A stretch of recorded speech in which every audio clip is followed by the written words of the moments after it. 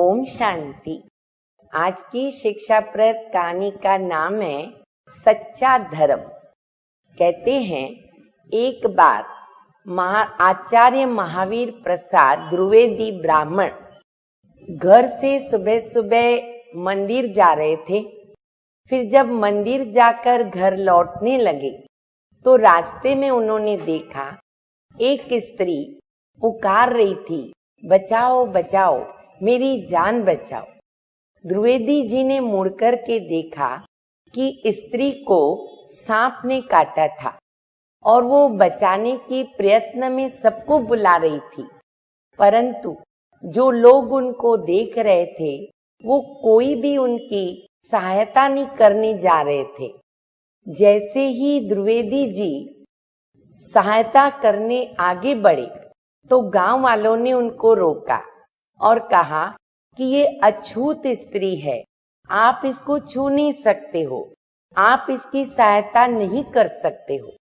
परंतु द्विवेदी जी ने जब देखा कि उनके जान को जोखिम है तो उन्होंने लोगों की परवाह न करके उनके गले में जो जनेऊ पड़ा हुआ था उसको उतारा और जहां सांप ने काटा था उस स्थान पर अपने जनेऊ से जोर से बांध करके स्त्री को बचाया और पास में थोड़ा चाकू लगाकर जो जहरीला खून था उसको निकाल दिया।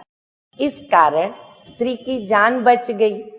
ये देखकर गांव वाले लोग आपस में बात करने लगे कि देखो हमारे ब्राह्मण धर्म की क्या इज्जत रही, आज तो हमारा धर्म ही डूब गया, अब हम ब्राह्मणों को कौन सम्मान देगा।